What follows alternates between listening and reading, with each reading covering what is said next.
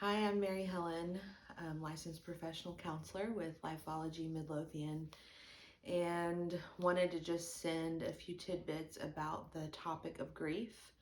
While grief is much more complicated than a 2-minute video, I've found in session that some of the awareness of the stages of grief are helpful as my clients process this.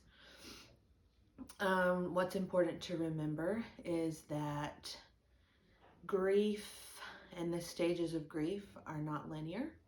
It's often complicated and they don't go in order. But again, the acknowledgement and awareness of the stages are very, very helpful. Kubler-Ross created the stages of grief and are helpful. They are denial, anger, bargaining, depression, and acceptance. And again, what's so important to remember is that as these stages come up, we will be helped in our grieving to remember that they are not, there's nothing wrong with them, that it, while is uncomfortable, is very normal and typical.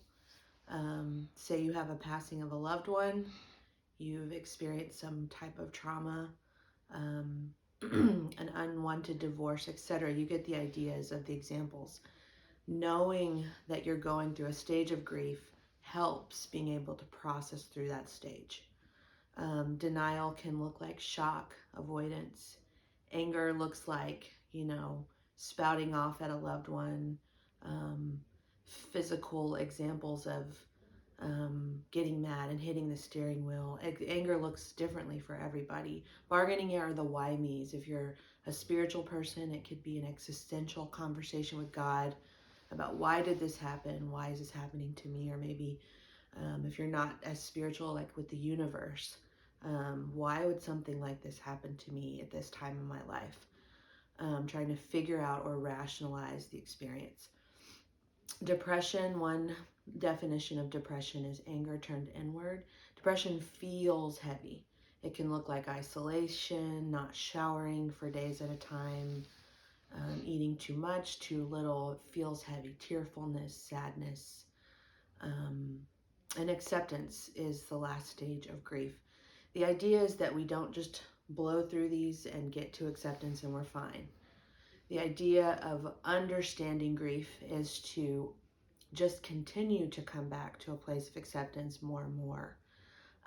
So if I'm grieving the loss of my grandfather and I'm driving down the road 5 years from his passing and I hear a song we listened to together and I find myself in tears and very sad and despondent, I might be able to recognize that is the depressive part of grieving.